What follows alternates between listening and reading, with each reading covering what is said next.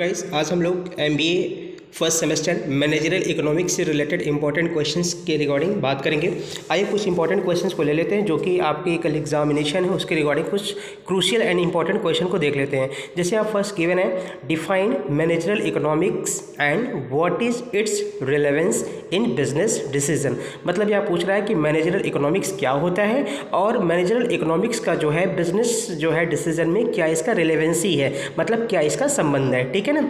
Second question हमारा है यहाँ पे what is the difference between micro economics and macro economics. देखिए ये बहुत ही इंपॉर्टेंट क्वेश्चन है, ये कई बार क्वेश्चन रिपीट किया गया है। ठीक है ना। तो आपको यहाँ पे देखना है कि माइक्रो एंड मैक्रो इकोनॉमिक्स में क्या डिफरेंस है, इसे भी आपको देख लेना है। उसके बाद हम लोग आते हैं क्वेश्चन नंबर थर्ड पे।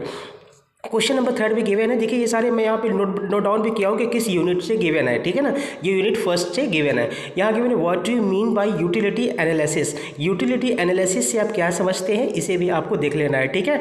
देखिए आप जो है इसमें डेफिनेशन या मीनिंग के साथ साथ आप थोड़ा सा इसमें इमेज भी नोट डाउन करेंगे तो ज़्यादा इफेक्टिव होगा। ठीक है। क्योंकि मैं खुद भी ऐसा जो इस तरीके से नोट डाउन करके इमेज नोट डाउन करके एक अच्छे मार्क्स में गेट किया हूँ, AKTU का ही मैं स्टूडेंट रहा हूँ। ठीक है।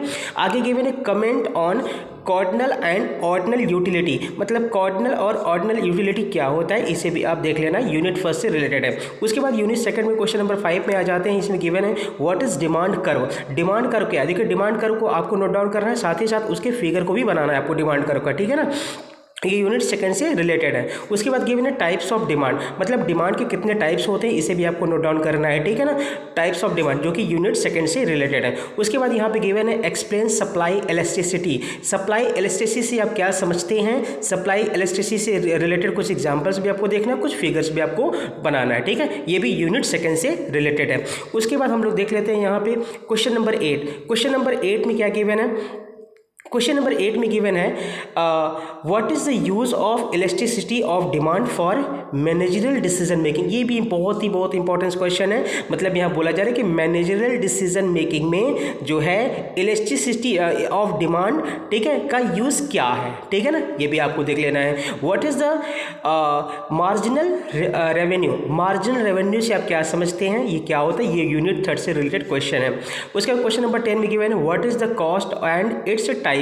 कॉस्ट क्या होता है, उसके कितने टाइप्स होते हैं, ये भी यूनिट थर्ड से में गिवन है। उसके बाद गिवन है what do you mean by estimation of revenue. Estimation of revenue से आप क्या समझते हैं, जो कि यूनिट थर्ड से ये रिलेटेड यहाँ पे क्वेश्चन गिवन है।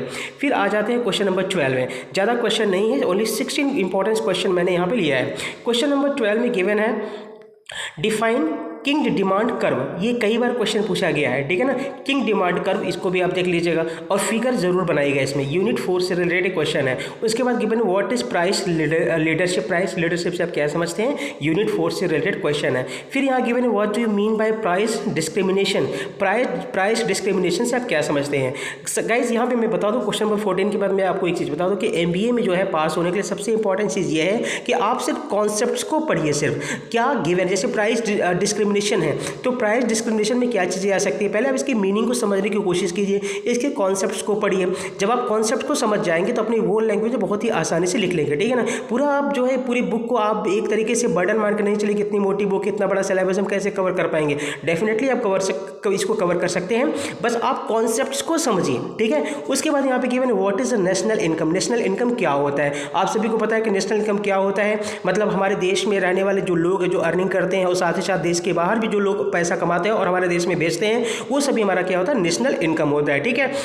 और इसमें इससे नेशनल इनकम से हमारा पर कैपिटा इनकम में निकल के आता है कि टोटल जितनी इनकम देश की है और साथ ही साथ जितनी टोटल जो है पॉपुलेशन है और टोटल इनकम को पॉपुलेशन से डिवाइड करने पे क्या निकल के आ जाती है, पर कैपिटा इनकम निकल के आती है। ये यूनिट 5 में गिवन है। ठीक है। आप ये एक्स्ट्रा चीज़ में ऐड कर सकते हैं। फिर उसके बाद यहाँ पे given what do you mean by inflation. देखिए इन्फ्लेशन क्या होता है, मैं यहाँ पे आपको बता दूँ कि इन्फ्लेशन क्या चीज़ें होती है। इन्फ्लेशन देखिए क्या होता है कि जब किसी मार्केट मतलब किसी भी जो गुड्स है, जिसकी गुड्स की जब कॉस्ट जो उसकी वैल्यू है, जब उसकी वैल्यू बढ़ जाती है, उसी को कहते हैं इन्फ्लेशन। इन्फ्लेशन का मतलब होता है एक्सपेंडेड फॉर्म।